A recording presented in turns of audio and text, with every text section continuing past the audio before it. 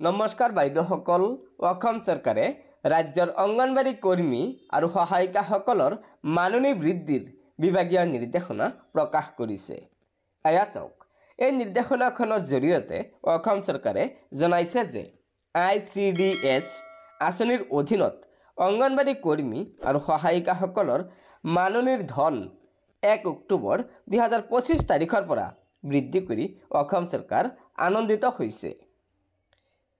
এয়া চাওক, 1 নম্বৰত আছে অংগনবাড়ী কৰ্মীসকলক পূৰ্বতে ৰাজ্য চৰকাৰে দিছিল প্ৰতি মাহে 2000 টকাকৈ।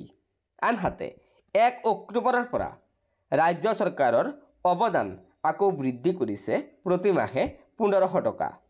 অৰ্থাৎ বৰ্তমান অংগনবাড়ী কৰ্মীসকলক ৰাজ্য চৰকাৰে দিব প্ৰতি মাহে মুঠ 3500 টকা, ৰাজ্য চৰকাৰৰ 3500 টকা আৰু কেন্দ্ৰীয় চৰকাৰৰ 4500 টকা, মুঠ 8000 টকাকৈ প্ৰতি মাহে অংগনবাড়ী কৰ্মীসকলে মাননী লাভ কৰিব। ঠিক তেনেদৰে 2 নম্বৰত আছে অংগনবাড়ী সহায়িকাসকলক পূৰ্বতে ৰাজ্য চৰকাৰে দিছিল প্ৰতি মাহে 1000 টকাকৈ। আনহাতে 1 অক্টোবৰ 2025 তাৰিখৰ পৰা ৰাজ্য চৰকাৰৰ অৱদান বৃদ্ধি কৰিছে প্ৰতি মাহে 750 টকাকৈ। অৰ্থাৎ বৰ্তমান অংগনবাড়ী সহায়িকাসকলক ৰাজ্য চৰকাৰে প্ৰতি মাহে 1750 টকাকৈ দিব।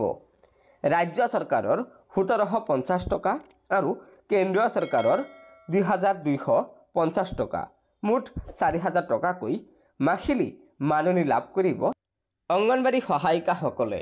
গতিকে বাইদেউসকল, এয়া নিশ্চয় ৰাজ্যৰ অংগনবাড়ী কৰ্মী আৰু সহায়িকাসকলৰ বাবে এটা অত্যন্ত জৰুৰী খবৰ।